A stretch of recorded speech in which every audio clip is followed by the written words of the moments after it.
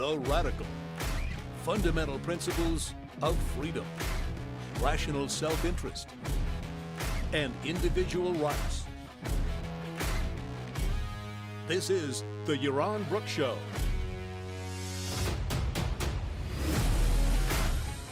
All right, everybody, welcome to Yaron Brook Show on this Tuesday night here in Puerto Rico anyway. I hope everybody is having a fantastic week. And hopefully the week has started up productively for everybody. I am here, never really went away. Next show will be tomorrow, 8 o'clock. We're doing the Tuesday, Wednesday, because Thursday is my wedding anniversary, and didn't want to do a show on my wedding anniversary. All right, we're going to talk about Ukraine, Russia, just to catch up. We've talked a lot about Ukraine and Russia, so we'll talk a little bit more. We'll talk about Trudeau's emergency powers, and read a fascinating article. There's an echo again? God. Really? I didn't change anything from last time. Anybody else hear an echo? Let me know if anybody else hears an echo. Let me know.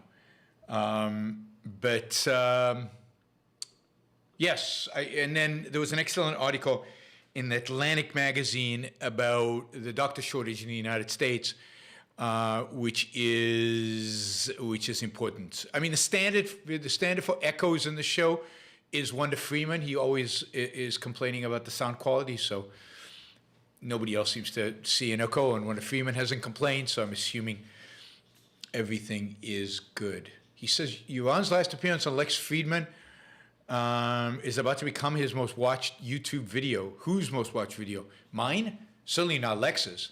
Lex says, I don't understand that. I'm not even sure that's true with regard to me, although I don't know what the number is up to these days. All right, so we're going to talk about those topics. I've got two other topics we're going to talk about quickly in the beginning before we get to that. So we'll see if we can cover everything today. Of course, one of Phoenix said it's only slight. Told you he was a gold standard when it comes to these things. It's about to beat Ruben, but my all-time most watched video is neither one of those. My all-time most watched long video, the short videos that have been watched more than both of those. But my all-time most watched long video is the debate at Yale on inequality, which is on the Federalist Society's website. I think it's the most watched video ever for them, and it's on my website. And if you add those two up, it's by far the most watched long video I've ever done.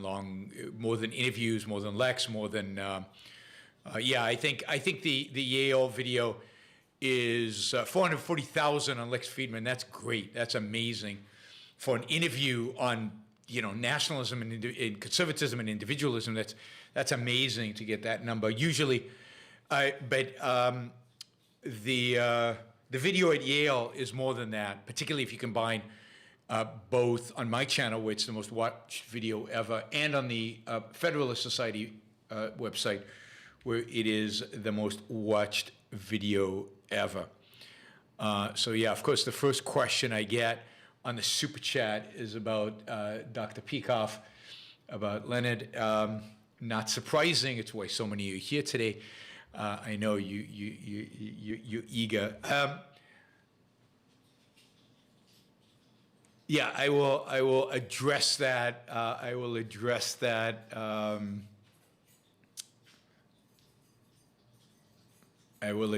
in a minute. And Hopper, I'll address it in spite of your disrespectful, ridiculous way of asking the question, if I can say so. That's just absurd. Anyway, there he goes again. Yeah, you'd have to ask Ayn Rand if she'd be proud of me. Ask Leonard Peikoff if she'd be proud of me. But I'm not going to answer that question yet. We will get to that. We've got other topics to cover first, but we will get to that. But I know that there are many of you that are just so eager to create and embrace conflict between myself and Leonard Peikoff. All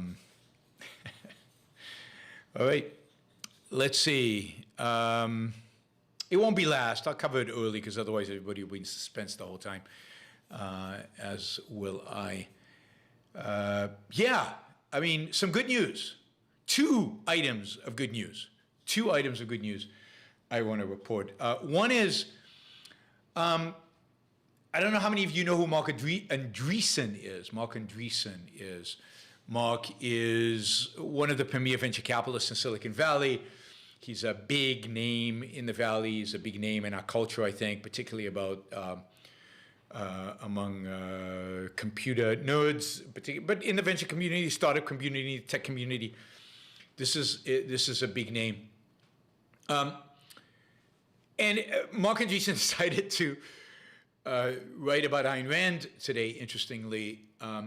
So his first tweet 2 hours ago, I think it was about 2 hours ago, earlier today, maybe 3 hours ago. His first tweet was, overheard in Silicon Valley, : Ayn Rand's heroes are fake, but her villains are real. Right? Interesting, and that's the tweet. Interesting the way he phrases that, because it's not necessarily him saying it, but it's, I think, what a lot of people think. But overheard in Silicon Valley, Ayn Rand's heroes are fake, but her villains are real. Now, you know, I was going to talk about that and what that reveals about the people who say that they can't live up to be the heroes. It's not political. It's not anything. It's just a statement about Ayn Rand's heroes, about who they are. So I think here you really get a sense of how defeated so many of these entrepreneurs and people are. It's kind of sad. They are the ones who should be Ayn Rand's heroes. But Mark Andreessen is not saying it, funnily enough, in his own words. It's like overheard in Silicon Valley. But then, about an hour ago, he posted a whole thread. And the thread, from beginning to end, is a quote from the Fountainhead.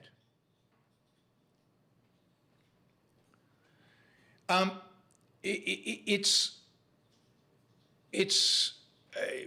Ellsworth Toohey. It's one of the bad guys, one of the villains, and it's one of the most powerful, impactful, I think, passages that Ayn Rand ever wrote.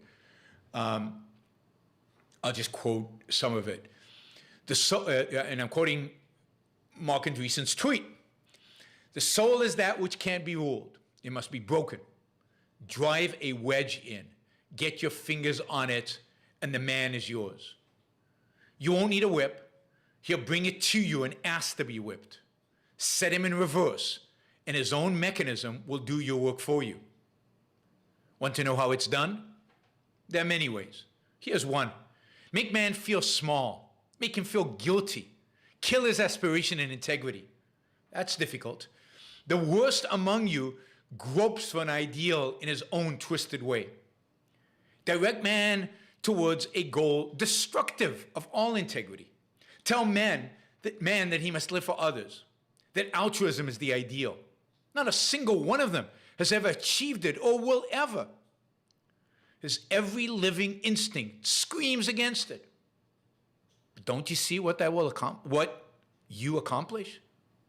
Man realizes that he's incapable of what he's accepted as his noblest virtue. And it gives him a sense of guilt, of sin, of his own basic unworthiness. Since the supreme ideal is beyond his grasp, he gives up on all ideals, all aspirations, all sense of personal value. Why preserve that which one knows to be corrupt already? His soul gives up self-respect. You've got him. He'll obey. He'll be glad to obey because he can't trust himself. He feels uncertain. He feels unclean. That's one way. And it goes on. And at the end of it, he writes, this is Tui talking to Keating. At the end of it, Marco Andreessen writes, a fictional character who could never exist in real life, I assume.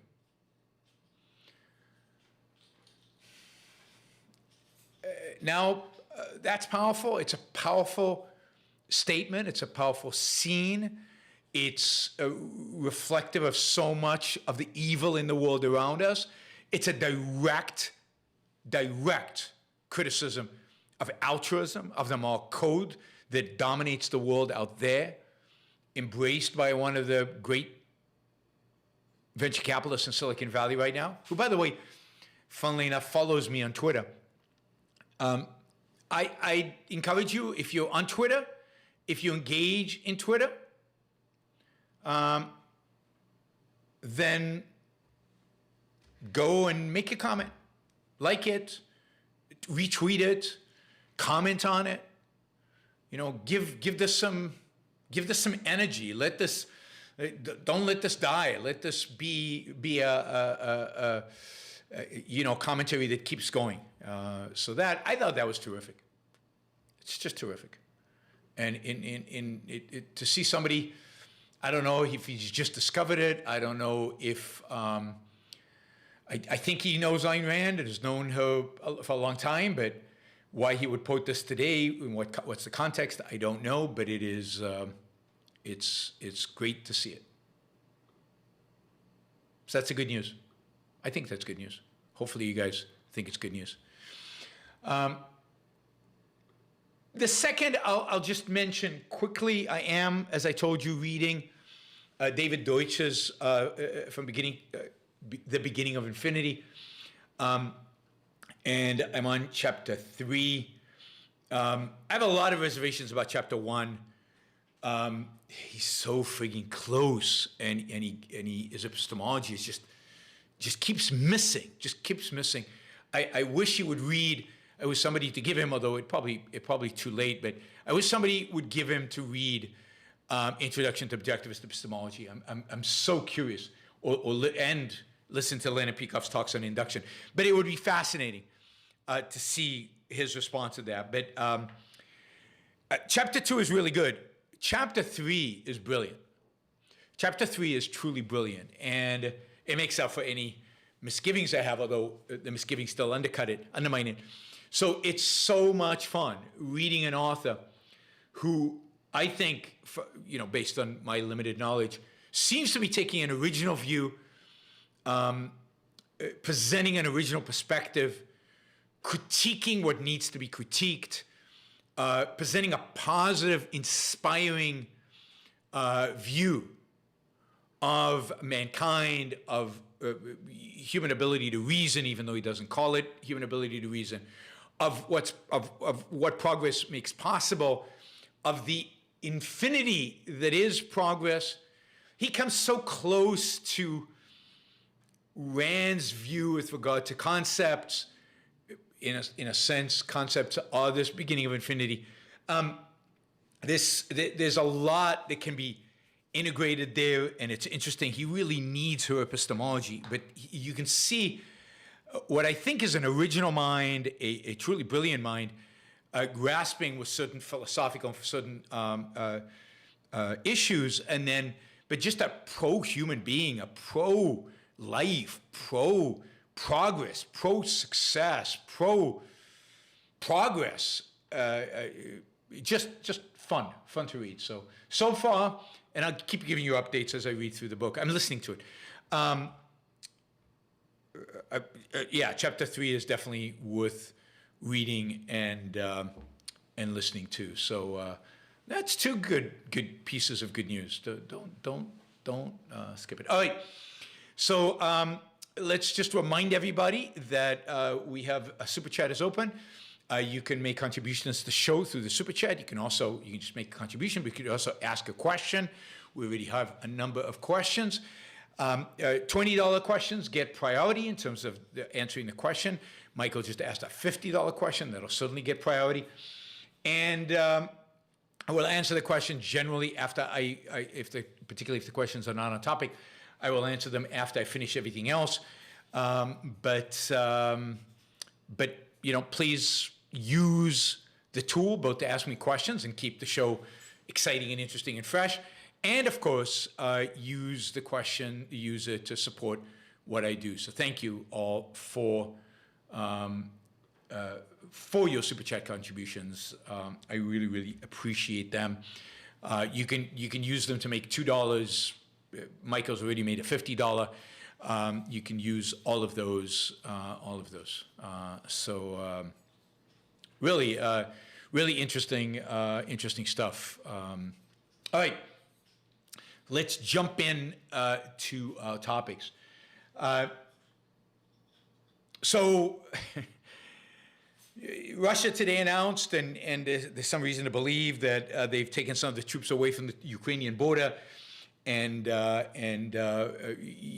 sent them back to base after the exercises were done. Biden basically comes out and says, "I don't believe them." It's like Biden wants. So I'm not convinced that Biden wants Russia to invade Ukraine. Shift the focus away from his failed domestic policy. It'll keep him talking. It'll make him appear tough. He'll have all these, sanctions against the Russians and everything. And it's almost comical the way the West has behaved towards Putin. I've said this many times before already. It's like Putin's like a little child. And what he wants is attention. What he wants is to appear big in front of his own people because, he's not necessarily the most popular guy, and he's an authoritarian, and he's a thug and all that, and he's weak domestically. And so he creates this, this stuff going on. And then the West just flips out, gives him all the attention that he wants, just like a spoiled child demands attention. They give him all the attention they want, which is exactly what he wants, exactly what he needs, because he can go to the Russian people and say, look how important I am. I'm important. Everybody, all these, the French and the Germans and the British come here to grovel before me, and the Americans, they call me every single day. I get, Biden has called Putin more than any president has ever called a Russian or Soviet leader ever. It's just comical to watch a pathetic, it's worse than comical because they're so pathetic. A pathetic little leaders grovel before this guy and just panic. I used to a long time ago have a view, particularly when it comes to foreign policy. Okay. People, the people in the White House that are extraordinarily educated and able and really, really, really smart, super smart. And, even if the president is not that smart, he's surrounded by really smart people who know a lot, who've studied a lot, who know the world, who know how the world works. And they just have bad ideas, and I disagree with them about ideas. And I have a completely different view of politics and of the people in the White House today than I did back then. And I think it's true not just of people in the White House today, but going backwards. And part of it is that I've met people. I've met senators, I've met congressmen, and I've met people who've worked in White Houses. I've met people who I knew people who worked in the Trump White House. I've met people who worked in the Bush White House. And I've read the stuff of people, read articles and stuff of people who worked in Obama and so on. And my conclusion now is that they're not that smart. They don't know very much. They have very little understanding of history of the world. That yes, they have bad ideas, but those bad ideas don't just shape some sophisticated strategy of evil. Basically, the bad ideas make them stupid. They make them unable to comprehend what's going on in the world. They make it unable for them to actually have a strategy. Most of them are just pragmatists. Most of them are emotionalists. They don't really know what's going on in the world. They have no clue. Just look at them right now. They're like chickens whose head is being cut off, and they're just running around in circles and yelling at everybody. I don't know how a chicken yells when its throat is cut. Maybe that's a bad analogy, metaphor, as most are. No, they have no clue. Really. They just don't know. They're not that smart. And they don't know history. And they don't understand. If they know the dates, they don't know causal relationships. They don't understand how thugs work. They're completely unintegrated. Completely unintegrated. So it's not a bunch of smart people that we're opposed to. It's a bunch of people who have a lot of power. And this is why I'm so skeptical about conspiracy theories, and I'm so skeptical about all of this stuff. And it's not even that they love war. It's not that they want Americans to go to Ukraine, and they know that's political suicide. I don't think they love war. I think they just have no clue. They have no clue. They really tried to retreat from Afghanistan, but they don't understand Afghanistan. And this is true to some extent of the generals as well. They don't understand Afghanistan. They have never managed anything in their lives. They've never employed anybody in their life. They have no ability to organize and orchestrate actual policy and actual anything. We're talking about the political classes. The generals know how to orchestrate things, but very little. And again, they haven't won a war in a very long time. And it's like the enemy is naked. The emperor has no clothes. There's no there. They're just empty suits. Anthony Blinken is just a nothing. And Biden is a nothing on steroids. And, the economic advisors, it's like Powell and the people at the Fed, they don't know what's going on. They didn't predict the inflation. They couldn't see it coming. They got models up the kazoo. The Federal Reserve employs more economists than any institution in the world. They run more models. They have a bigger budget. They're hugely smart people who don't have a clue. Completely disintegrate. This is what a disintegrated mind does. It might have a bunch of horsepower, but it's revving in all directions. It can't go straight, and it can't orient anything anywhere. But it's not just this administration. This administration is particularly weak. But it's all administration. Why was somebody like Powell chairman of the Federal Reserve? This is a Trump nominee. What qualifications does he have? What does he know? Who is he? He's a nobody and a nothing. I said this when he was appointed under Trump. He's a nobody and a nothing. And he was appointed because he's a nobody and a nothing. Because the last thing any president wants is actually somebody at the Federal Reserve who has ability and knowledge and knows what he's doing.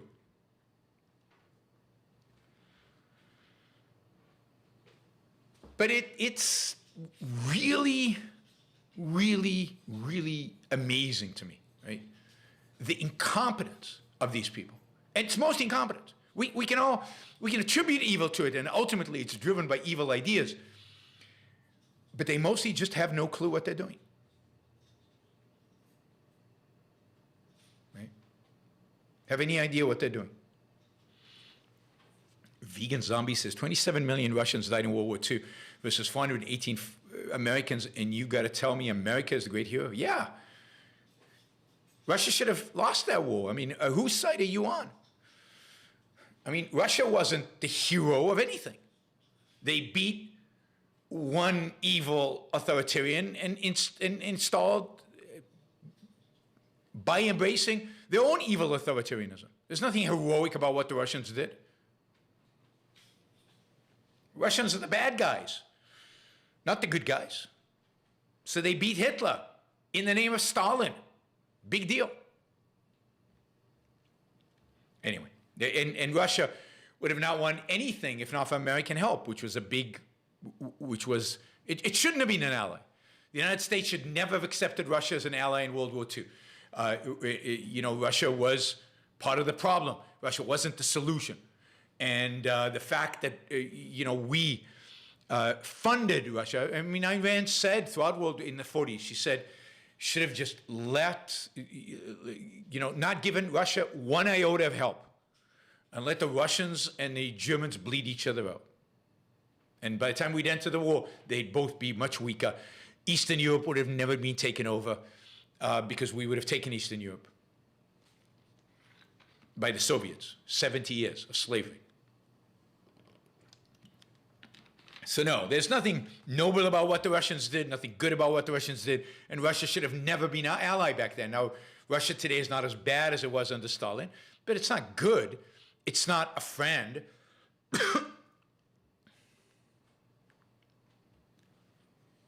It's not a, it's a thuggish authoritarian regime. And compared to them, not that Ukraine is good, not that Ukraine is a great regime, but compared to them, Ukraine seems like a model of civility. Right? All right, so yeah, so it looks like there's not going to be a war in Ukraine. I think the Biden administration is going to be disappointed because they wanted a distraction. They want something that they can pretend to be strong on. But I don't think Putin's going to give them the war. Partially because I think Putin doesn't want to fight the war because he's afraid of what that'll do to his popularity domestically. I think a war would be very unpopular inside Russia, and he can't afford it. Whoops.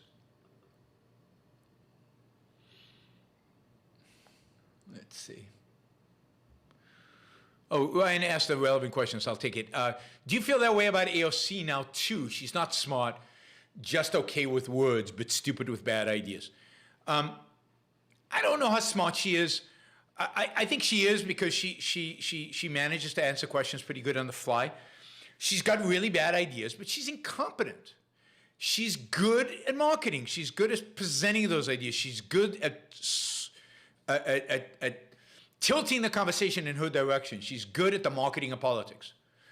Does that make her smart? Probably not. And she's certainly stupid because of the bad ideas. That it dumbs her down. It makes it impossible for you to know reality. It makes it impossible for you to have an integrated view of reality. What she has that's really good, what she does well, is she knows how to pivot to her talking points on camera really, really, really well. Really, really, really well.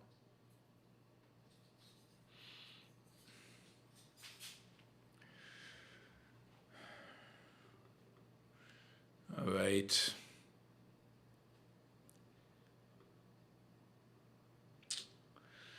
Okay, so that is that. All right, let's.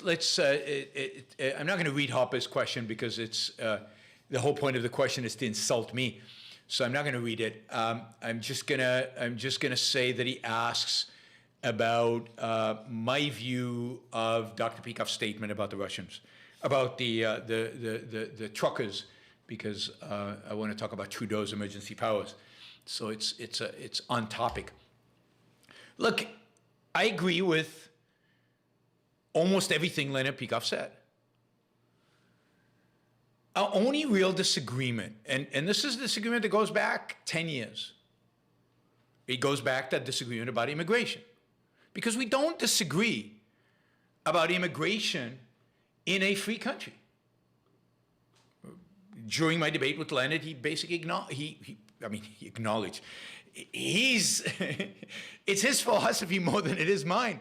He is, the objectivist. So he basically said, what I knew, that he thought that in a free society, immigration should be open, right?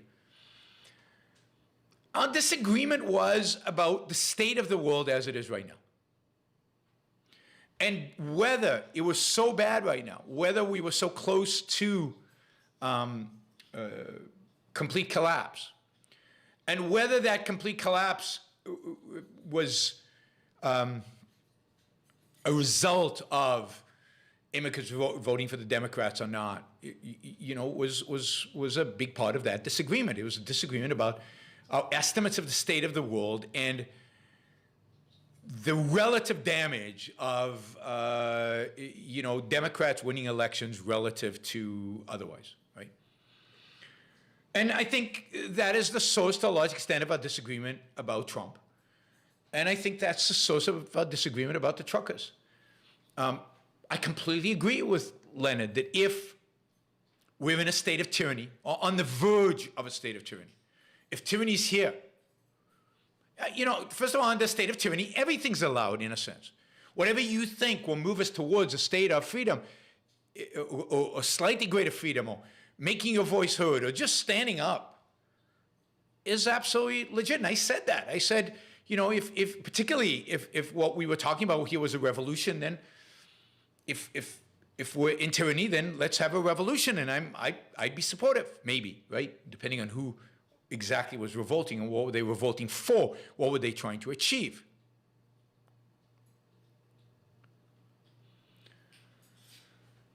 So I don't think we're on the verge of a state of tyranny, although, Trudeau is trying to prove me wrong on a daily basis. I don't think this trucker demonstration is going to do or does any good. I don't think it wakes anybody up. I think it's supported by people who supported getting rid of the mandates anyway, and it's hated by people who disagree with the mandates or support the mandates in Canada. It's way too narrow in a sense of, I just heard the declaration of the demands of the truckers. They just put out a short statement on Jordan Peterson's show. Jordan Peterson interviewed the guy, and he made a short statement of their demands. And the demand basically says they want to get rid of the mandate, and they want to get rid of some kind of vaccine passport that you have to use in order to get back into Canada that I guess is an app which then monitors your movement. I'm in support of the demands. That's great. But to be a big deal, I think it's just too narrow and too limited. I just don't think it's going to have the effect that they would want it. And I think that if we truly believe we're on the verge of tyranny, we need more. Or not at all. I think this has the potential of doing more harm than good because of that. So we disagree about our assessment of the specifics, about our assessment of the state of the world and our specifics in terms of the effect of different actions out there. But we don't disagree about the philosophy. We don't disagree about the mandates. We don't disagree about what action is valid if you're in a state of tyranny. And look, every time I say I disagree with Leonard Peikoff, I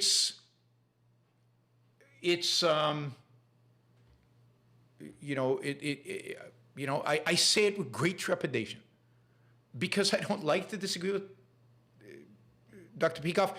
And every time I disagree with him on one of these political issues, because we don't disagree about anything else really, I'm almost ready to say, he's probably right.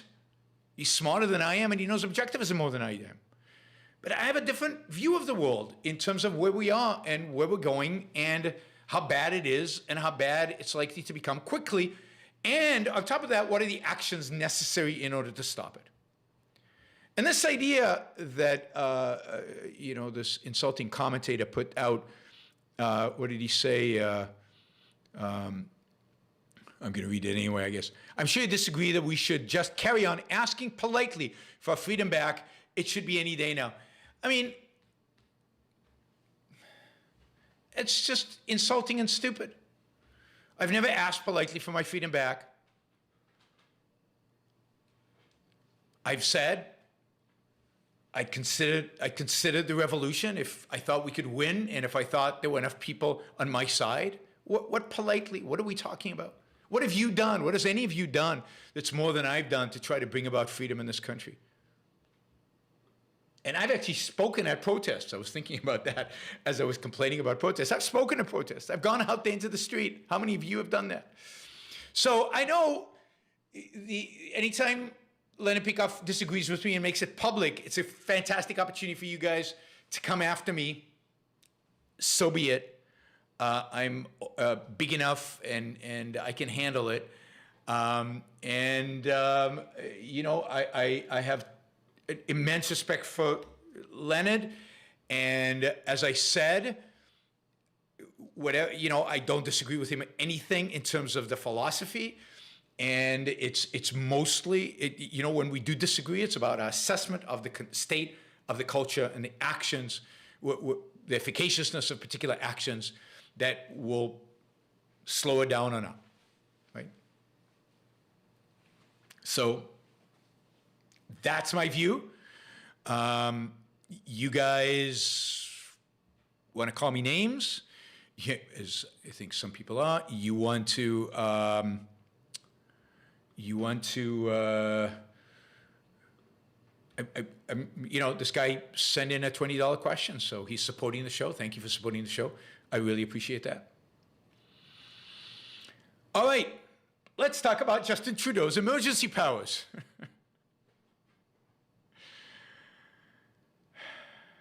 Wanda Freeman is keeping a constant count on my debate with Yoram Chazoni on Lex Friedman. It's up to 440,021 views now, which is terrific. I mean, it's terrific because it was a good conversation, I think. I think I did a good job. And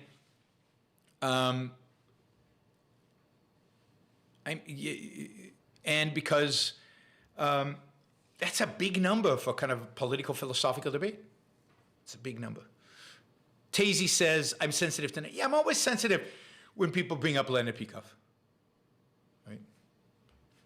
I'm sensitive. All right. Justin Trudeau has put into place a law that many of us didn't even know existed, but I guess the United States has variations of this law as well. And that is kind of an emergency powers law. And it basically, you know, government violates our rights regularly, kind of on a standard basis. It just elevates the violation of rights to a new level. It basically takes away the necessity of due process in restricting assembly, in restricting property rights, in restricting money flows. I think, I mean, I'm not an expert on this law. It does away with some privacy protections. And this is the kind of thing that makes one think, yeah, maybe we are on the verge of tyranny because something like this is tyrannical. Now, if you want to protest, this is the kind of thing I would protest. Because this is a sweeping law. Now, it says only applies in a narrow context, but it doesn't. It's a sweeping law that gives the government this extra level. The law shouldn't exist. Indeed, there are laws on the book in Canada that prohibit what the truckers are doing. So the truckers are violating the law. He could use that to send the police in, but no, he has to declare an emergency law so he can now take over all kinds of other powers. Now, this is real authoritarianism. Many governments, not many, a few governments around the world did this during COVID. Maybe the one that was the worst was, interestingly enough, Tucker Carlson's favorite government out there, and the right's darling these days, and that's the government of Hungary. The government of Hungary during COVID basically gave Orban, the prime minister, basically a blank check. You have emergency powers to do whatever needs to be done in order to protect us from COVID.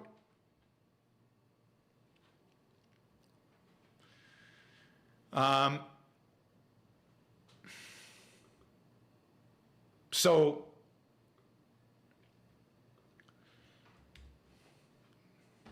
that is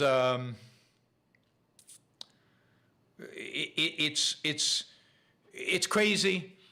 It's you know, I think one of the things we should really be monitoring, those of us who care about freedom should be monitoring, is how quickly this law goes away when the truckers finally fade. Is this a law that's going to stick around for a long time? Are they going to use COVID as an excuse, just like they did in Hungary, to keep this on for a long time? It should only last a month and then go away. That'll be a good sign. It shouldn't exist. There shouldn't be such an act. If there are any politicians in Canada who in a position to try to get rid of this law, they should. Right?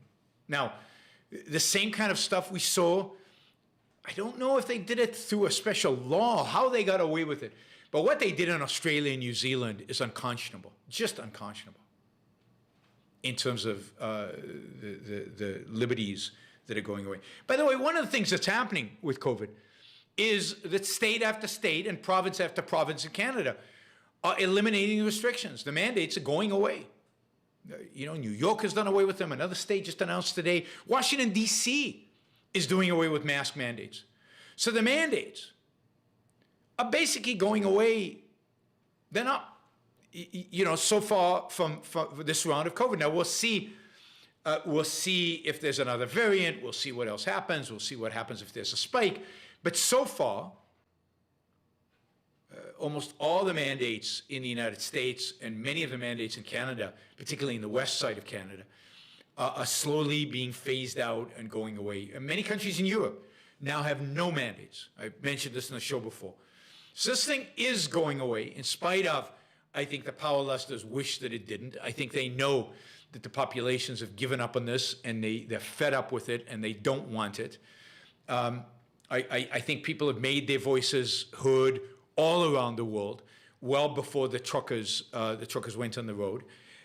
You know, they've made it very clear what they think about all this. So we get an echo again.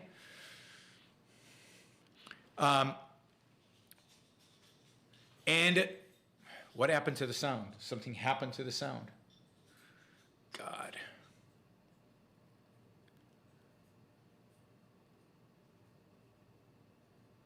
Yeah, we'll see. Yeah, everybody defied the mask mandate in the Super Bowl.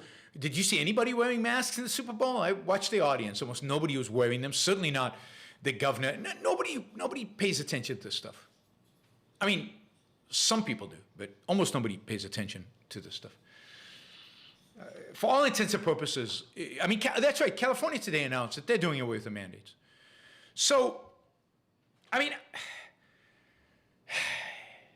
mean, what would really be nice, I said this the other day, what really would have been appropriate is for us, for everybody, to have ignored the lockdowns. Just walk outside your home. Just stand outside. Not blocking anybody's traffic, not blocking anybody elsewhere. Just go about your business outdoor. Restaurants, stay open. Businesses, stay open. That is the kind of civil disobedience I would be 1,000% behind. That is the kind of civil disobedience that I think gets the point across. It's just, we want to live our lives. Leave us alone. You don't have any right to limit our freedoms here. Stay out, butt out, go away.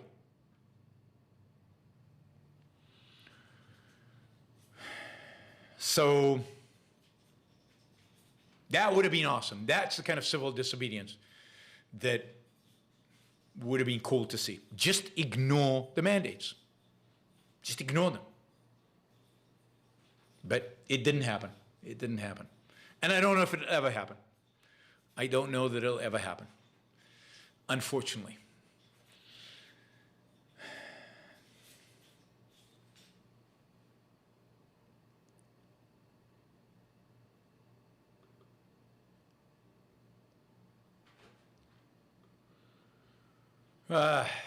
Scott.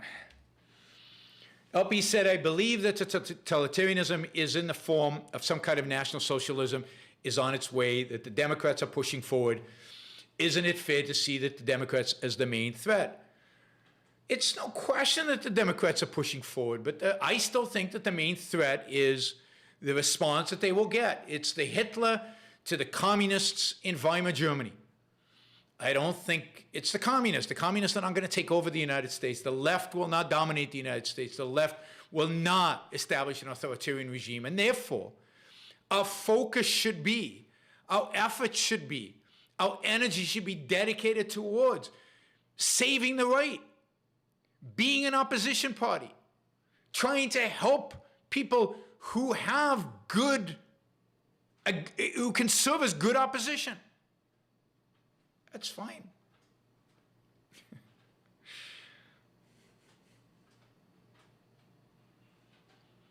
We are going towards National Socialism. I've said that all along, right? But I think, and I've said this over and over again, it's going to come from the right. It's not going to come from the left. And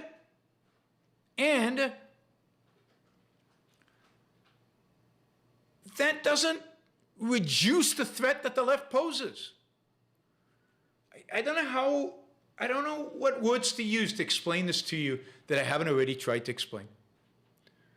The left is evil, awful, destructive, tearing this country apart. What we need is someone to oppose the left, who is not a fascist, or who is not leading the country towards fascism as the solution to the socialist threat. They're both fascists. I know the left is also fascist, but it's a left fascism. And what you're going to get is a backlash of right fascism. And the difference is that the left will couch itself in terms of critical race theory and helping the poor and egalitarianism and nihilism. And the right, that's one fascism. And the right will wrap itself around a flag and Americanism and God and nature. And you've got two forms of fascism. And I agree, there are two forms of fascism. I happen to think that the right's fascism is more palatable to American people. But the only way that fascism can be successful is because the left presents itself as the only alternative and people will reject the left. So what am I asking? I'm asking for a Republican Party. I'm asking for a right that is not fascist, wrapped around the flag and wrapped around God. I'm asking for an opposition, any kind of opposition, some kind of opposition, that will stand up to fascism of the left and fascism of the right. I'm not pro-left. I hate the left. I despise the left.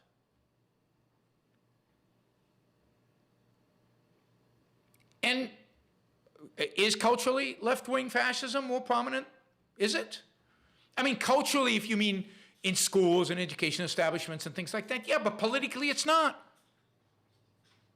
Politically it's not. If the Republicans don't screw this up, they will have a large majority in the House of Representatives come the 2022 election and the Senate. And they have a real possibility of defeating Biden or whoever the Democrat comes up with in 2024. But the question is going to be, with whom? With somebody who is really opposing the left? Or is somebody who's going to bring fascism, with many of the left's agenda as part of it, to America, but in the guise of flag and God and all that, which is what I fear Trump was doing and is doing and will do. That's all.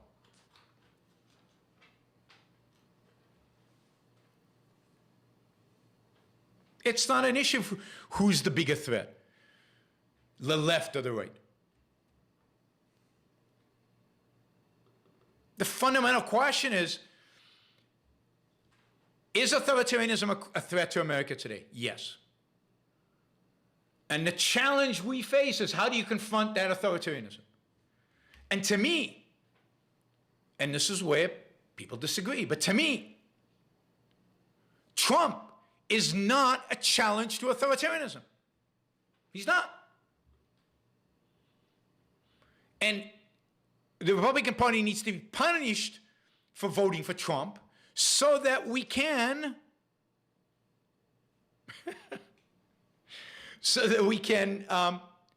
get somebody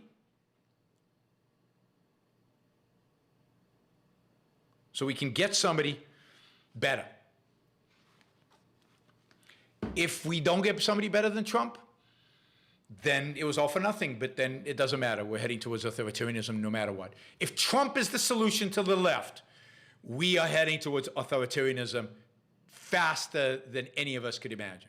If that's it, if that's the solution, then we are on the verge of National Socialism, yes. I hope that Trump is not the alternative to the left.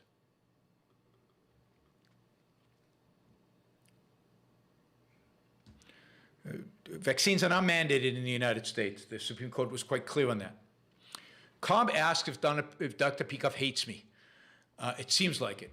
No, all else, I gotta friendly email from Leonard just this week, so I don't think so.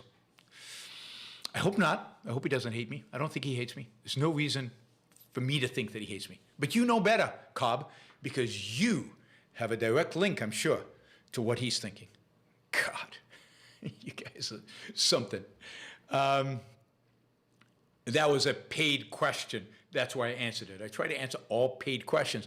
So if you want me to read your insults, you have to put dollars behind them, and then I will.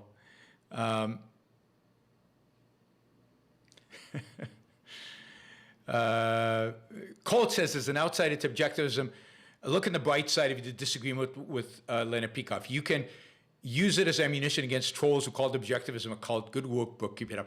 I mean, I agree. I think it's good that there is disagreement among objectivists. It would be a little scary and a little bizarre if we all agreed. So I agree. The United States is going to sink whether it's Biden or Trump. The question is what gives the most hope to America longer term. And the most hope is the defeat of Trump, because then there's a chance, not a good chance, but a chance that America won't sink because the Republican Party will reform itself and somebody better will come out of it. I still hope that that'll happen, although my hope is not very strong.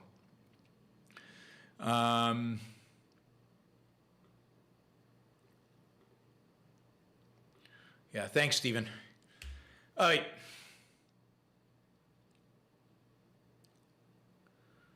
Let's see.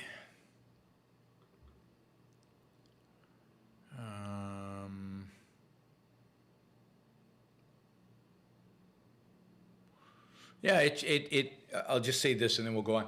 It just shocks me that that people still want Trump back. I mean, I get it that they want a Republican back. I get it that they want somebody back. But there are really good candidates out there who have much better views. And people want Trump, who, remind you, lost the House, lost the Senate, and lost the presidency. So I don't know why you would want a loser back in the White House. I think you'd want to go for a winner, somebody who could actually win and help move the country away from the left's agenda. All right, you know, people often complain and people often point out that, no, not Mitt Romney, but people often point out that the United States has some of the highest cost of health care in the world. And it's true, we pay a lot for health care, and there are lots of reasons for that, lots of reasons for that. But one of them certainly is the fact that the United States, on a per capita basis, has fewer doctors than almost any country in the Western world. The United States has a doctor shortage, primarily primary care physicians, but generally we have. And I didn't know this. But there was an excellent article in the Atlantic magazine illustrating this. Yeah, Stephen, I didn't answer the question. Sorry. I thanked you for it, but I didn't answer it. And I'm not going to. The United States has fewer doctors per capita than almost any other country in the world.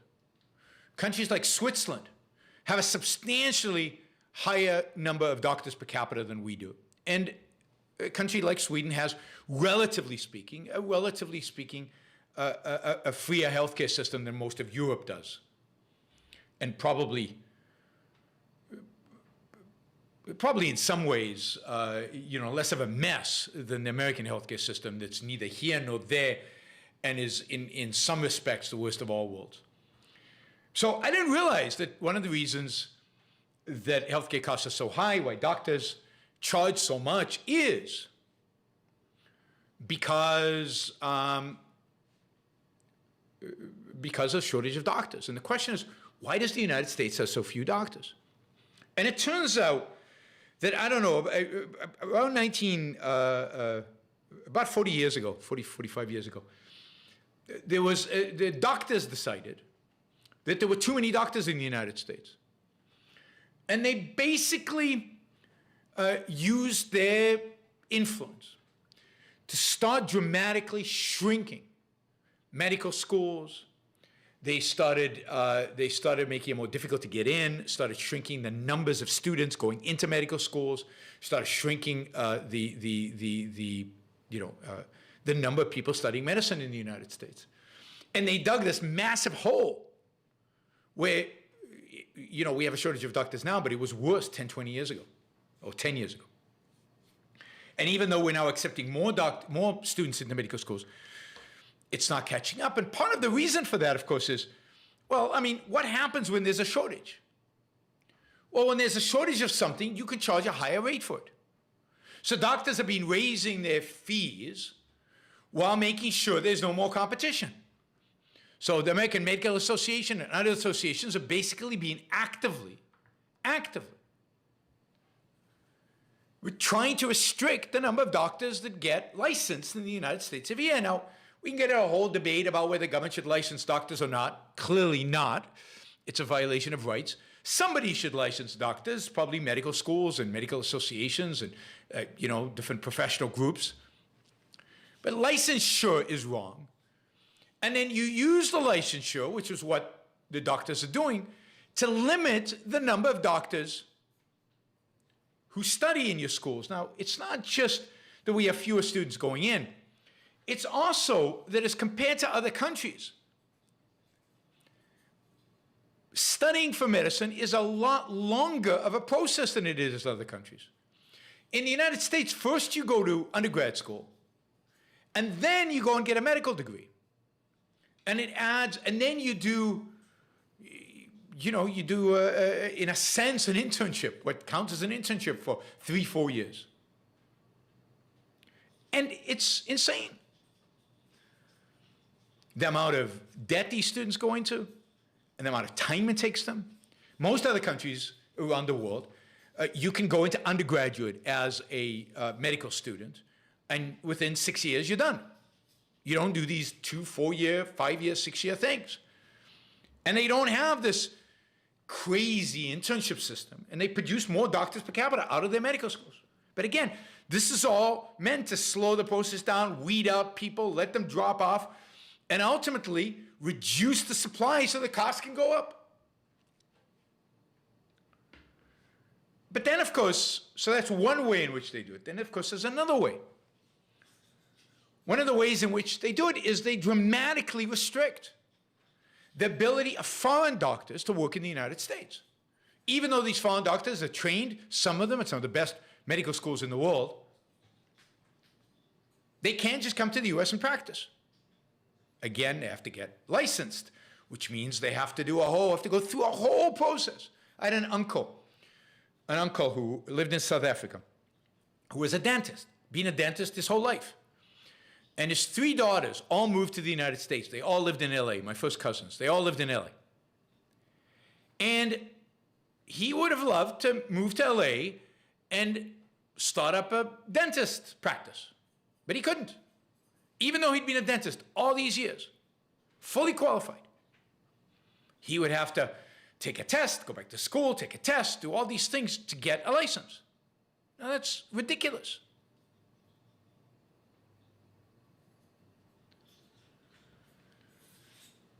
So one way in which they restrict them from coming in is through licensure and through restrictions in immigration. Indeed, it turns out that when NAFTA was negotiated, the North American Free Trade Agreement, so much for free trade, one of the restrictions placed in there explicitly was to limit the ability of Mexican and Canadian doctors, to talk about Canada, Canadian doctors to practice in the United States. Why? Because they're not as good? No, has nothing to do with that. It's in order to maintain the shortage of doctors for the sake of American doctors, at least for the short-term, superficial sake of them. This is the kind of short-term, irrational thinking that permeates licensing laws, that permeates professional organizations and that permeates politics. And it's complete insanity. Why not allow anybody with a medical degree into the United States? It's not like they're going to go on welfare. It's not like these doctors are automatically going to ruin American culture. So what is it that prevents us from allowing highly trained doctors from all over the world to come here and practice medicine?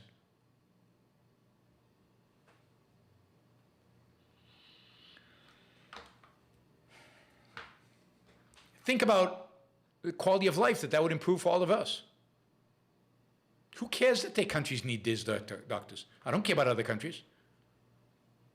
And who said they need those doctors? How do you know? But why are we thinking at that level? This is about individuals who want to come live here and practice medicine here and improve the quality and the cost of medicine in the United States for you and me. Instead, we've got a cartel limiting the number of doctors in the US through the government, reducing the quality of our care, and increasing the price. I don't care that other people need their doctors, other countries need their doctors. Why would anybody care? So,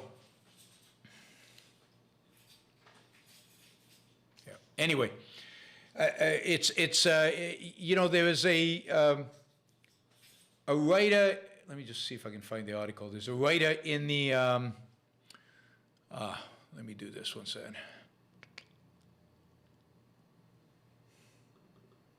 Yeah, good for Travis. That's a National Socialist belief that doctors should stay in those countries because they need the doctors. It's exactly National Socialism. But that's exactly the way it is. Let me just pull this up.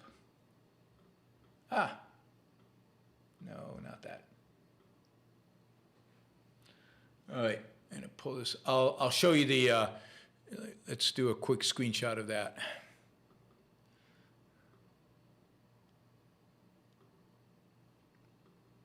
Yeah, there's the article. It is by Derek Thompson. Derek Thompson he writes quite a few good things. I mean, he's obviously left of center, but he is pro-progress, and he's looking for ways in which we can increase progress. He talks about abundance as the goal. And it's a good article. I encourage you to read this article and to follow this guy. I want to show you no, not that chart. This chart. This is a chart of physicians per $10,000, 10,000 people in the population. The dark red is general practice. The light red is specialization. And you can see here, Austria has the most doctors per capita, Norway, Lithuania, Switzerland, Germany, Denmark, Czech Republic, Spain, Italy, Iceland. What surprised me is how low Israel is. I always thought Israel had very high levels of doctors per capita. But look where the United States is. We haven't even got to the United States. There's the United States, just above Mexico. And just below the United Kingdom, that has one of the worst socialized medicine in the world. And yet, we have fewer doctors per capita than they do. That's insane. We should have a lot more, and exactly market pressures would dictate this as wages of doctors went up. As it became a more and more lucrative profession, more people would come in and prices would come down. That's how markets work. And what happens when you don't allow markets to work is you get distortions. And in this case, the distortion is hurting people where it counts in their health. They can't get primary care physicians. And this is that's not The Economist, it's The Atlantic magazine. These are kind of the little things that reduce the quality of life, that reduce the standard of living. You have to wait in line for hours to see a doctor. You can't ever see a particular kind of doctor. And for a lot of people, it's expensive.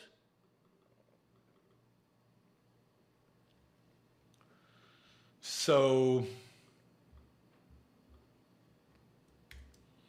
it's good to see good articles being written out there about real problems with real solutions. The solution here is to expand our medical schools,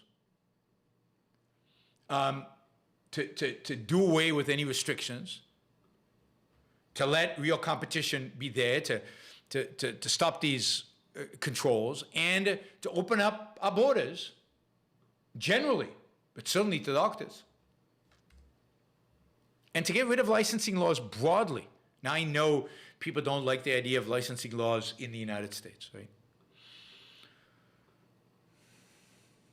Jennifer asks, do you think that malpractice litigation is high here? Yeah, much higher. There's no malpractice litigation really as an issue outside the United States. It really is an American phenomenon for all kinds of reasons. Liability laws are looser here. It's much easier to sue here because of liability laws. We have a culture where that's the way in which we seek retribution.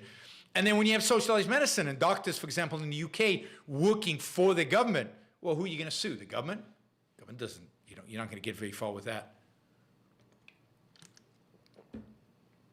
I don't think doctors in the UK have to buy liability insurance because they're government employees. At least those who are not in private practice. And it's only a small number, relatively speaking, of doctors in the UK who also have a private practice.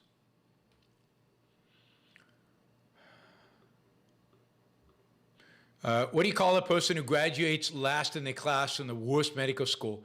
Your argument assumes all MDs are equal skill. No, they're not all. That's why some of them work, I don't know, at Stanford Medical Center, and some of them work at Ho Dunk Hospital in the middle of nowhere. But Ho Dunk Hospital in the middle of nowhere would rather have a relatively badly trained doctor from a third-rate medical school than no doctor at all, which is the alternative that they face. And indeed, hospitals and clinics in the rural parts of this country have no physicians, have no doctors. The other thing that the doctors' associations have done is they've restricted the ability of nurses to do things that they should be able to do. They require that only doctors can treat X, Y, Z, when it's not true, and nurses can do a lot of this stuff.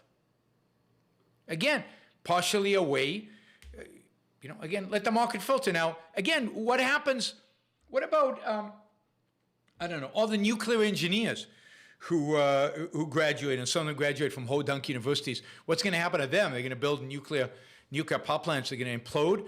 What's going to happen to all the pilots? I mean, when you get on a plane, do you make sure that the pilot is the best pilot from the best school? I mean, every industry builds in mechanisms so even the people who are mediocre are not doing too much damage, and the people who are bad get filtered out. But the solution to that, it's not like in Switzerland. You've got dozens of really, really bad doctors doing really, really horrible things to people. No evidence of that. No evidence of that. But markets are really good at weeding out people who are not very good at what they do. But what we rely on is government licensing. Instead of allowing the private sector to figure out ways to qualify doctors,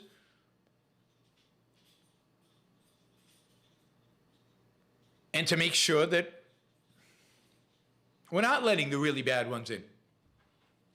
That's what markets do that brilliantly. Brilliantly. Governments screw it up, and they're screwing it up now because a lot of places just don't have doctors. First, second, or third level. They just don't have them. And that's the worst of all worlds. All right, let's go to the Super Chat questions.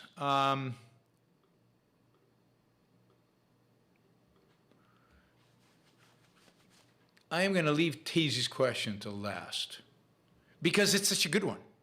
No, seriously. It'll give me an opportunity to end the show on a positive note. Oh, but where are we? Oh, we're about $300.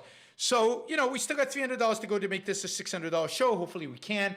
Also, don't forget to like the show. We're at 84 likes, 160 watching live. So please like the show.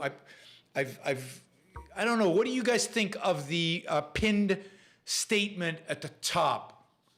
Do you think it's too long? We are going to have a front row event. You can sign up for the front row event. It'll be in April. It's like a small group, 10 to 20 people on Zoom with me, and we're going to talk about self-esteem. The requirements for self-esteem, what self-esteem is, how you get it. And it's going to be a small group event, $100 a person. You can sign up at the link up there. Earlier you sign up, the more guaranteed you are that there will be room for you. So please use that link. I don't know if you can see the whole thing. Is it too long to be pinned up there? I don't know. I only see like half of a sentence. So to me, it doesn't look right. But I'm curious what you guys think. Yeah, I have to click on it to see the whole thing. So I'm not sure. I think we might want to, if Action Jackson's there, I think we might want to make it shorter. All right. So anyway, $300 to get to our $600 to make Catherine happy and to continue a $600 streak, which is pretty amazing how well we've done over the last month and a half, really 2.5 months of hitting that $600 almost every show. Not quite every show, but almost every show. All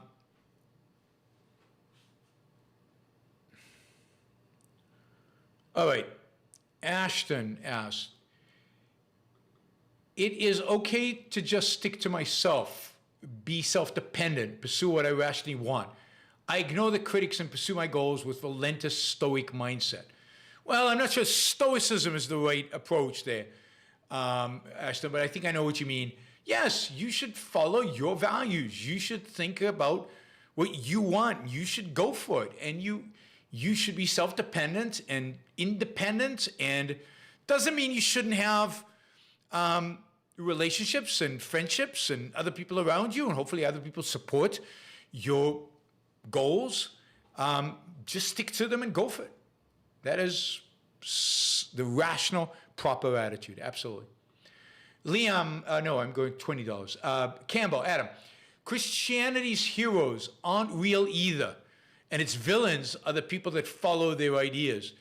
Yeah, I mean, the problem with Christianity's heroes is, I mean, Iron Man's heroes can be real. They do have a reality. Certainly in aspects of them, but even as wholes, they are real. I don't think they're unrealistic. And her villains are, but Christianity's heroes are unrealistic, because to be a true Christian hero, you would have to be crucified.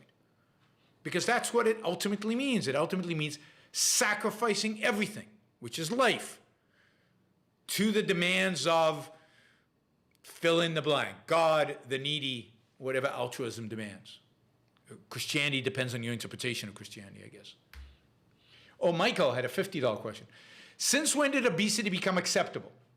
You look at pictures of people 40 years ago on the beach, not a single overweight body. Well, that's not true, because I knew some overweight people 40 years ago.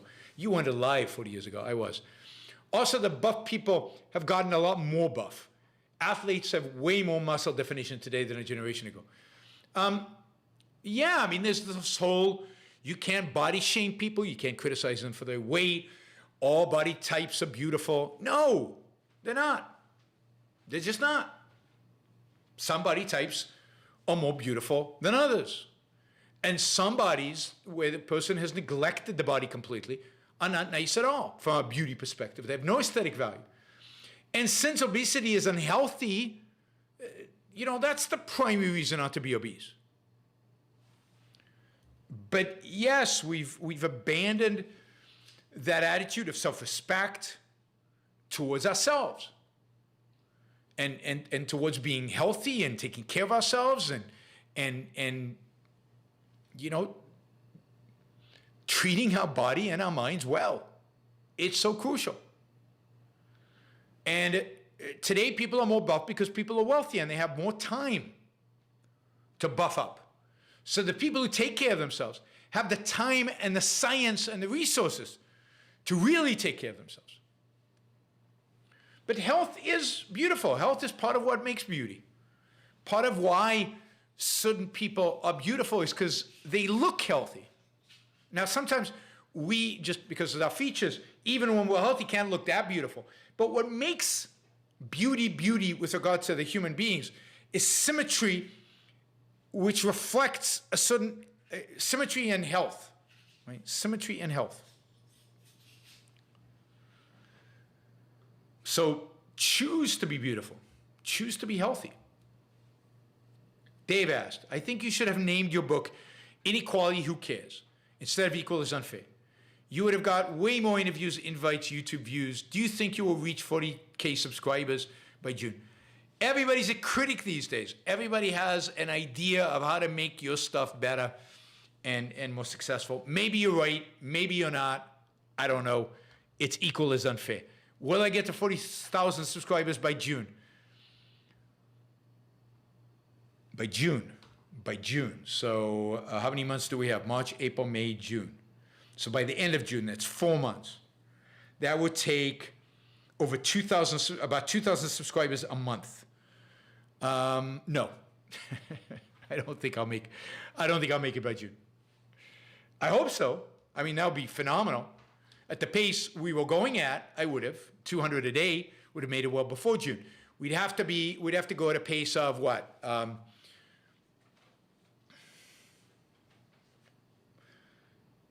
We'd have to go at a pace of 60, 70 a day. That's a tough pace to keep up. If the short videos continue to do well, then yes. If the short videos fizzle out, then no. Right now, we're still at over 100 a day, although today was under. So we'll see what today will end up as. But it's quite possible we will make it by June, but when it comes to these kind of things, I'm pessimistic, so I'm going to say no.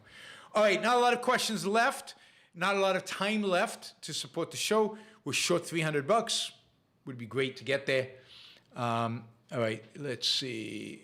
Ashton asks, Putin is just sitting back and laughing at all the incompetent world leaders giving him attention. Absolutely. And putting him at big tables. Actually, did you see the picture of him today with his foreign minister? His foreign minister could have been in a different city. The table was bigger than the table he used with Macron. He was like way over there. I would be worried for my job if I was the foreign minister. And they were speaking the same language, and I guess yelling at one another in order to hear it.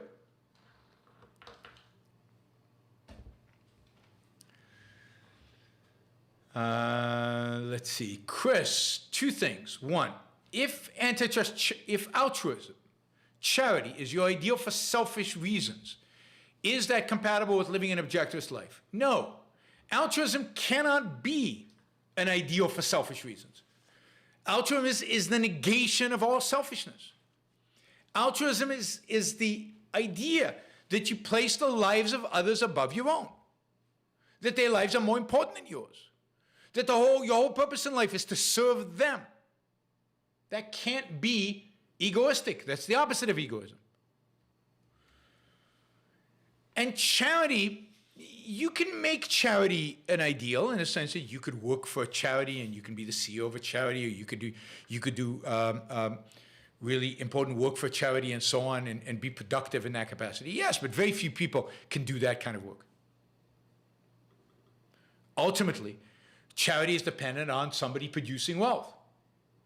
So charity is a secondary type of activity. The fundamental activity in an economy, from an economic perspective, is production.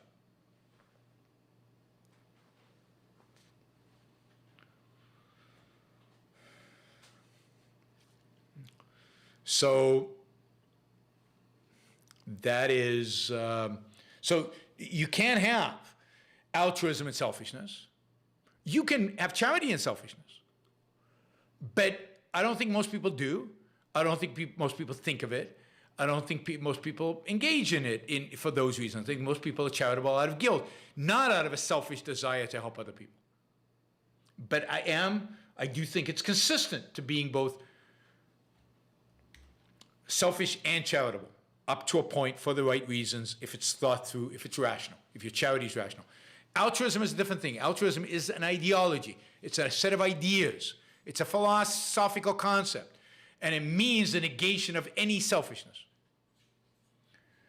2, did you receive my email re an album review for Ver Novum and a trade? Thank you. I might have. Let me check. Let me save this, and I will check, because it sounds familiar, but I don't remember it really. I don't remember it in enough detail to be able to say yes. But let me put it aside, and I'll find. If I find the email, I'll answer the email. Tom asks, many people use the terms like tyranny, authoritarianism, and totalitarianism very sloppily. When do you think authoritarianism crosses into totalitarianism? Even in Nazi Germany and Stalinist Russia, some limited choice was allowed. No, I think Nazi Germany and Stalinist Russia were totalitarian. In a sense that they wanted and tried and strove to regulate every aspect of your life, and you could be condemned to the gallows, the concentration camps, the gulags, for any aspect, in any aspect of your life. So it was all-encompassing, complete totalitarian. I think China, until recently, was authoritarian, not totalitarian. It's moving towards more totalitarianism. But for most of the, I'd say, 80s, 90s, and 2000s, China was authoritarian, but not totalitarian. That is, it was ruled by an ultimate authority, but it did not try to impose its will on every aspect of life and try to regulate and control every aspect of life. So that would be my definition for the difference between those. It's the extent of the control. Like I always said, Islamic totalitarianism is totalitarianism. The consistent application of Islam based on some people, because it's bringing religion into every aspect of life. It doesn't believe in a separation of anything from anything. Everything is dictated by the religion. Everything is dictated by the Quran. Everything is dictated by the authorities. So it's totalitarian. It's not just authoritarian. And China was very totalitarian under Mao Zedong, all the way up until the late 1970s, maybe till the end of the 70s.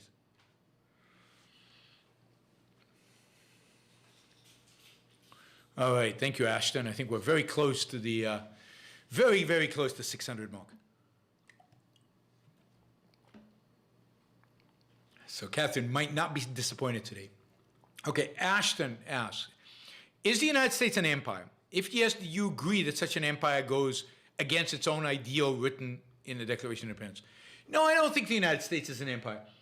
I think the United States has a horrible foreign policy and has troops in too many places around the world, but it's not an empire. It doesn't control land in other places.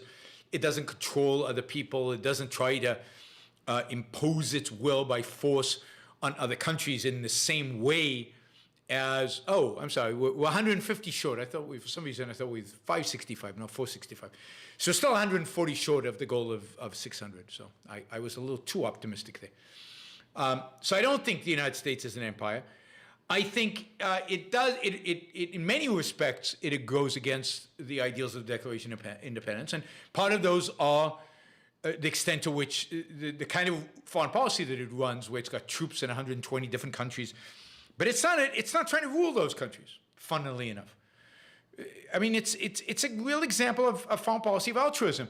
They're there to really serve mostly the tyrants of these other countries, which is really bizarre and weird. But that's what they're there for. They're in Kenya and Uganda to fight the terrorists there, but the terrorists there are not a threat to the United States. They're in Saudi Arabia to protect the Saudis from the Iranians, but the Saudis are enemy, not just the Iranians. They're all over the world. For what? To protect whom from whom? And why? It all goes against the Declaration of Independence. The spirit of it, at least. I'm going to wait with Tazy's question. Ian says, did you ever read P.J. O'Rourke? He passed away today. Parliament of Whores and Eat the Rich are classics. I've read pieces of it. I didn't read the whole thing. But yeah, I mean, he was very funny. He'd obviously read Ayn Rand. He was a bit of a fan, but much more conservative than Ayn Rand would be. But he was very funny, and he was smart funny. It was the kind of humor that I like and admire, because it wasn't like... it wasn't just ripping everything to shreds. It wasn't just tearing down everything. And it wasn't gross, and it wasn't offensive. It was just smart, tearing down things that need to be torn down. So yes, sad that he passed away today. Richard asks, my answer to Hillel the Elder's question If I am not for myself, who will be for me? No one. And being only for yourself, what am I? A straw man for anti-objectivists. What do you think? Yeah, no, I agree with you. If I am not for myself, who will be? No one, but it doesn't really matter. Because it's not a question of who's going to be for me. It's a question of, well, of course I should be for me. It's my life. So it's not exactly the right way to formulate it. If I'm not for myself, who will be? It's if, okay, everybody's going to be for me, so I shouldn't be for myself? My mother's going to be for me, so I shouldn't be for myself? No, I should be for myself because it's all I got.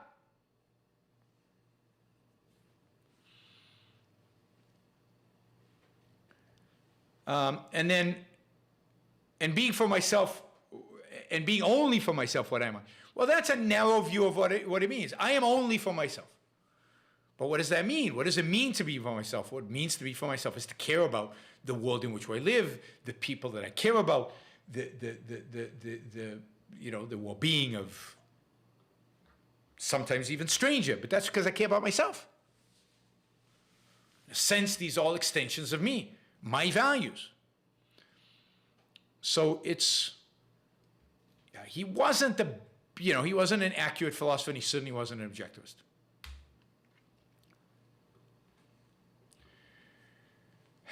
Lawrence says, what do you think hospitals need to do in order to bring in more nurses after so many quit due to terrible treatment during the pandemic? Well, I think we need to train more nurses, and we need to open up the borders. There are plenty of nurses being trained overseas that would love jobs in the United States. Bring them in. The nurses from the Philippines, I know Philippines trained a lot of nurses. The nurses from all over the world who would love to come and work in the United States. So bring them in. I mean, the solution to so many of our economic problems is immigration. Certainly to all employment problems.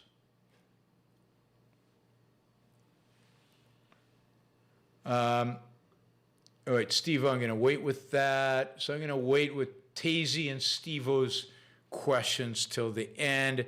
We're 130 short. So if anybody wants to jump in and get us over the 600 mark, that would be great. What did I just do there? I've got Frank. I'll get to that question in a minute. Okay, Liam asks. Don't forget to like the show before you leave. Don't forget to do that.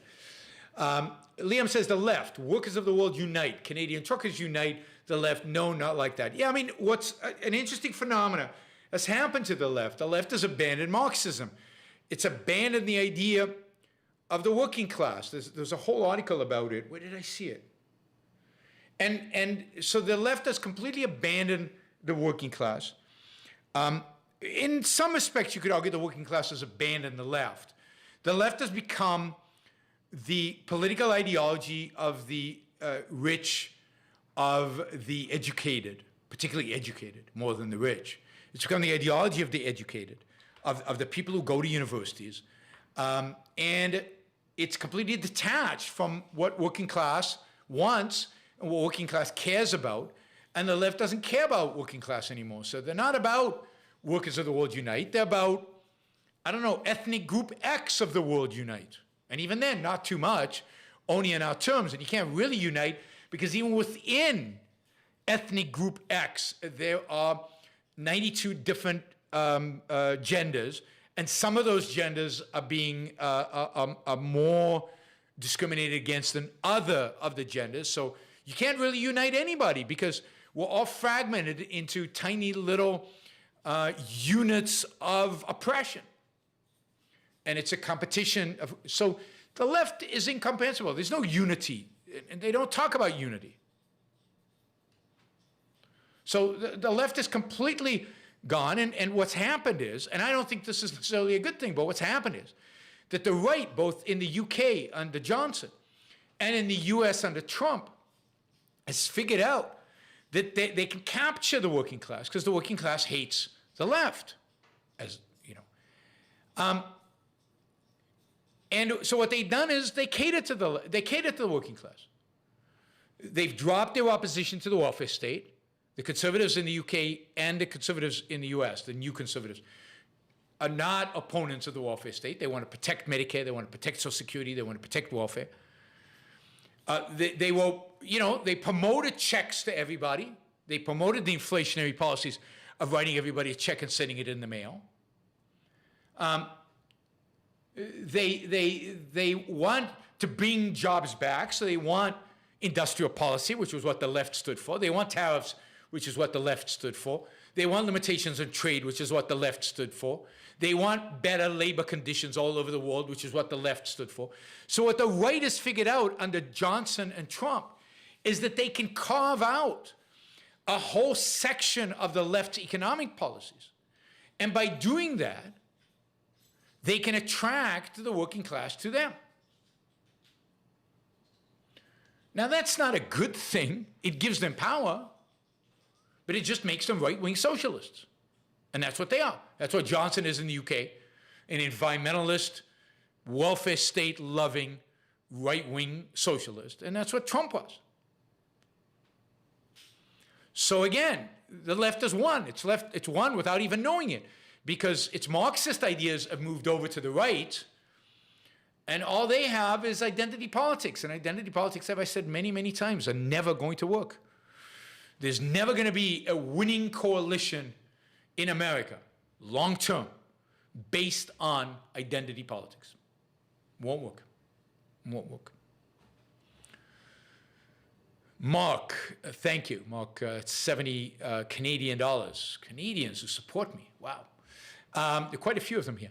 So thank you, Mark. Really appreciate it. So we're now really close. We're 525. So just 3 $25 questions, and we're there. Let's see. We're leaving Steve-O to the end. We're leaving Tazy to the end. So let's do Michael. Is tipping necessary for good customer service? No, not necessarily. In Japan, servers don't get tips and provide better customer service than the US, sometimes. Can culture override economic incentives to a degree? Very much so. I mean, some of the best restaurants in the world don't allow tipping, and the service is superb and first class. There's no necessity for tipping for good service. It depends how the waiters are treated, how they're trained, and what the expectations are of them by management and then by customers. Tipping is not necessary. You usually tip at the end. They're trying to get, often, they're providing you a service without knowing if they're going to get tipped or not. So it's very much dependent. Tipping is not necessary anyway. Shay says, I'm 20 minutes behind. Wanted to share that P. Marker also tweeted out excerpts from Rand's Apollo and Dionysus earlier this week. Oh, wow, he did. Well, that's a real, that's meaningful. That's meaningful. I don't know what to make of it. And I think I'm going to talk to the Einstein Institute. Somebody should reach out to him. But good for him. I mean, again, Mark Andreessen is one of the giants of Silicon Valley. Adam reminded me that he was one of the people responsible for sicking the Justice Department of Microsoft when he, as one of the founders of Netscape, he did that. He should be condemned for hell for that, but he's made up for it by having an incredibly productive career, and now by promoting Ayn Rand, so maybe he'll live to regret it. Yas says, deeply respect Dr. Peikoff, but it doesn't mean stop thinking for yourself as long as one changes their views in light of new understanding. Yeah, but you got to respect, and you got to, when somebody who you respect says you're wrong, you've got to really think about it. You don't just take it for granted. All right, Michael asks, why is it so hard to sue people in Europe? Don Watkins pointed out that the left made litigation easy as a way to redistribute wealth. True. Since the left is so dominant in Europe, you'd think they would have adopted the same policy. They didn't, and I'm not sure why. This is the book. One second. I think I've told you about this book before. This is a brilliant book. I'll do a show about it. I need to reread it and then do a show about it. The Legal Revolution, Its Consequences, Liability. This documents how the left at Yale and at the top law schools in America, particularly Yale, basically basically remade litigation in America, remade liability litigation in America, to use it as a mechanism for redistributing wealth because the government wasn't redistributing enough. I think in Europe, they use the political process to do it. They don't need the courts. They redistribute a ton of wealth through the political process. They don't feel like there's any need for the legal mechanism. In the U.S., there was frustration on the left of the inability to get Congress to pass big legislation to redistribute massive amounts of wealth. They got what they got was too little, and so they used the legal system. They went around Congress. Ali says, "What do you think about Elon Musk donating $5 billion?" It depends on what he donated it to. Is it for tax deduction? Wouldn't it be better if you put it into a new project that bounces for hard-working employees or bonuses? Yeah, I mean, I don't know what he gave it to. Maybe he gave it to promoting capitalism in Africa. I don't know. Let's wait and see if we find out what he gave the money to. But remember, Elon Musk is not John Galt. He's not right out of Ayn Rand's Heroes in the Novels. He's confused. He's good on some things, but he's still confused. And you saw that when he sold all that stock because a Twitter poll said he should sell the stock. Now, the $5 billion reduces his taxes, but he still gave away $5 billion. So, did he give it for altruistic reasons? Did he give it out of guilt? Did he give it, to get people off his back? Or did he give it because he rationally believes that what he gave it to would be a huge benefit in the world more than anything else he could use the money for? I don't know. So, yeah, it really, you'd have to know his motivation, and you have to know what he gave it for. But he's not perfect in the sense that when he talks, you can get the sense he's got the right sense of life. He's got a lot of good things going for him, and yet he's undermined by certain philosophical premises that he has. He's not quite broken free from them. Okay, Michael asks, why is it scary if we all agree? If truth is objective and absolute, we should all agree or someone is wrong if he doesn't understand objectivism. Why is it scary if we all agree? If truth is objective and absolute, we should all agree or someone is wrong and doesn't understand. Yeah, someone is wrong and doesn't understand. Someone is wrong. But reality is complicated. It's complex.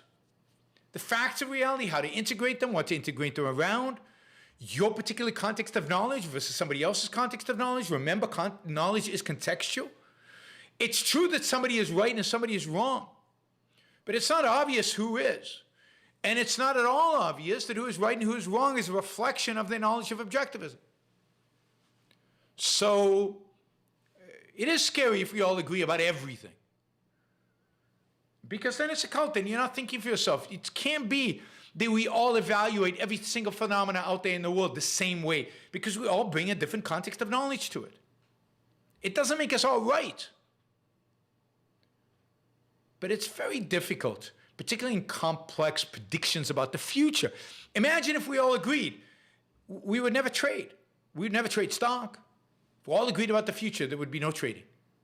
Because we'd all agree, this is the price. It reflects exactly the future. Why trade? I'm not going to buy it. I'm not going to sell it.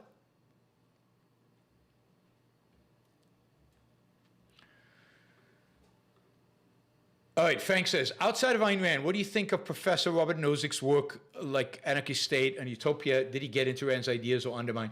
I mean, I don't know. I'm not a philosopher. It's a good question to ask a philosopher. I think Nozick was probably one of the better philosophers of the 20th century, certainly better than his rival, what's his name? Theory of Justice. Rawls, who also worked at Harvard. Rawls is much more influential, unfortunately. He's not a match of Ayn Rand, who's a genius of a millennium. Did he add or subtract to the cause? I don't know. My guess is better than nothing, but that he was a plus, not a minus. But I don't know enough about him. Oops, what did I do? All right. No, it's the same question. Okay. All right, Travis, thank you. Travis put us at exactly $600. We made it. Catherine sighed a big sigh of relief and jumped a big jump of joy. Excellent. All right. Tazy says, watching In the Heat of the Night, such a classic. Yes, excellent movie. In the Heat of the Night is one of the great movies. Ayn Rand loved that movie. She wrote about it. It's very well done. It's very dramatic. It's aesthetically well done. It's a good story. And it's Sidney Poitier is really good in it. And he really had class. And Tacy said, did you know he got his break because he refused to play a typical black janitor? And a CAA agent admired him for that and picked him up. Yeah, and In the Heat of the Night is a good movie. So I recommend you watch In the Heat of the Night. It's one of those classics that's definitely worth watching. Very, very intense and suspenseful and interesting. All right, Steve-O says, 2 movie recommendations right at the end. Steve-O says, thank you for recommending This Land Is Mine. It was a wonderful movie. I was expecting that it would be good because your suggestions were always good.